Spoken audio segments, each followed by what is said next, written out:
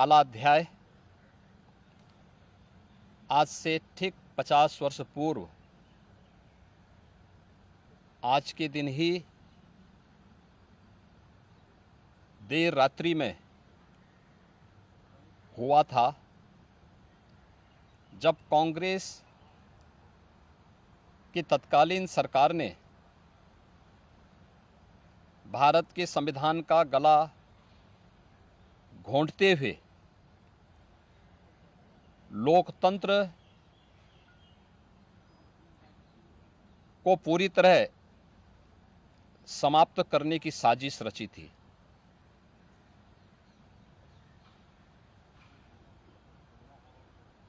पच्चीस जून 1975 रात के अंधेरे में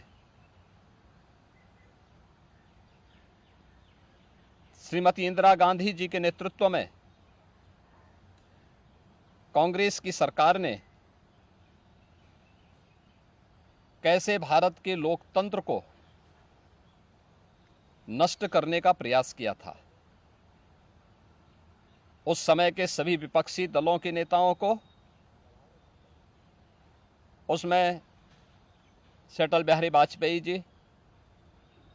से मोरारजी देसाई जी,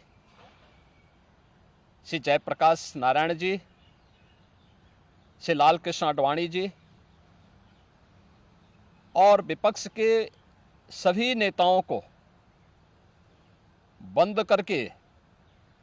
लोकतंत्र के गले को पूरी तरह घोंटने का प्रयास किया था। आज जब 50 वर्ष के उपरांत हम इमरजेंसी की उन यादों को स्मरण करते हैं,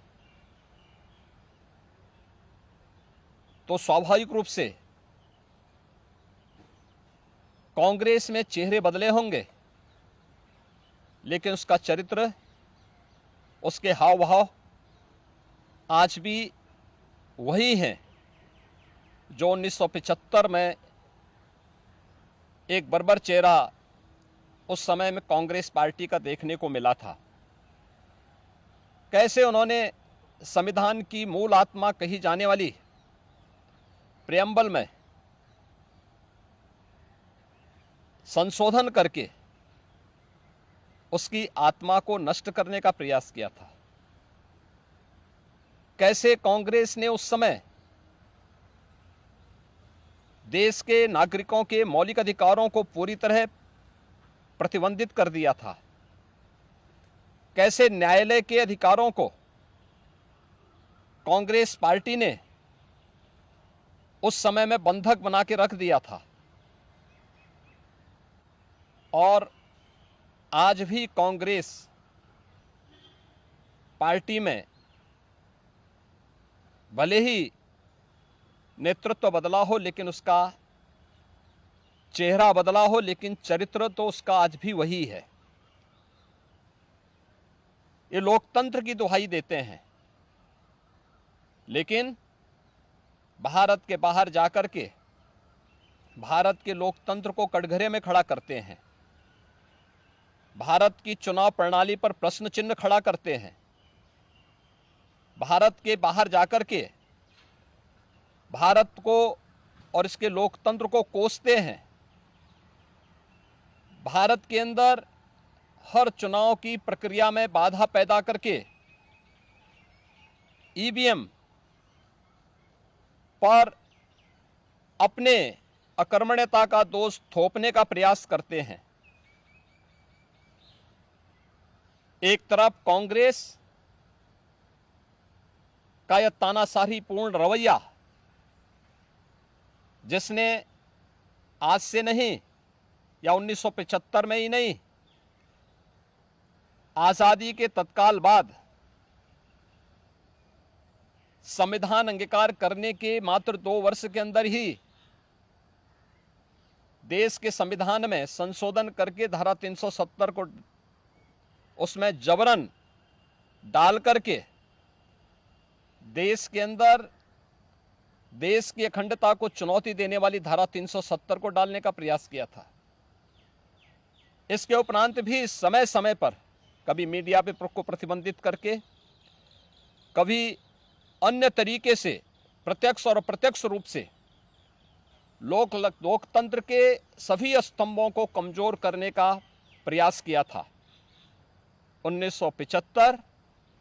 25 जनवरी 1975 उसकी पराकाष्ठा के रूप में इस देश ने और दुनिया ने देखा था। 1975 की इमरजेंसी की घटना के 50 वर्ष पूरे हो रहे हैं। 1975 में देश के लोकतंत्र को बचाने के लिए, संविधान को फिर से बहाल करने के लिए, नागरिक अधिकारों की रक्षा करने के लिए जिन लोगों ने जेल की यातनाओं को सहा था, जिन लोगों ने उस कालखंड में लोकतंत्र के लिए अपना सर्वस्व न्यौछावर करने का कार्य किया था, हमें आश्चर्य होता है कि उनकी वर्तमान पीढ़ी उसी कांग्रेस की गोद में बैठ करके देश को फिर से कांग्रेस की तानाशाही और लोकतंत्र विरोधी, संविधान विरोधी तंग दायरे की ओर धकेलने का कुत्सित प्रयास कर रही है। कांग्रेस आज भी उसी रास्ते पर चल रही है और उसी का परिणाम है। जहां भी कांग्रेस नेतृत्व की सरकारें हैं,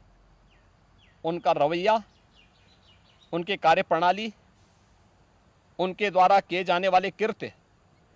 इस बात के उदाहरण प्रस्तुत करते हैं। उनके जो सहयोगी हैं, बंगाल में टीएमसी है, केरल के उनके सहयोगी हैं, या तमिलनाडु के उनके सहयोगी हैं, या कांग्रेस नेतृत्व की सरकारें जहां कार्य कर रही हैं, उनकी कार्य पद्धति को आप देखें। जो लोग जनता को गुमराह करके संविधान के नाम पर संसद की कार्रवाई को बाधित करने का प्रयास कर रहे हैं, वे लोग कभी अपने गिरेबान में भी झांक के देखें। क्या उन्होंने सही मायने में संविधान का पालन किया था?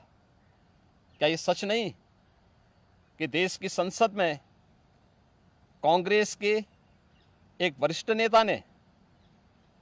वहां पर जिस प्रकार का आचरण किया था, एक बिल को संसद के फ्लोर पर ही किस तरीके से अपमानित करने का काम किया था, वहां फाड़ने का काम किया था, ये क्या किसी से छुपा हुआ है? या अन्य अनेक ऐसे कृत्य जिसने लोकतंत्र को कमजोर किया है और लगातार देश के लोकतंत्र को कमजोर कर रही है, ये सभी कांग्रेस के वे कृत्य हैं जिसके लिए कांग्रेस को यह देश कभी माफ नहीं करेगा। कांग्रेस पार्टी को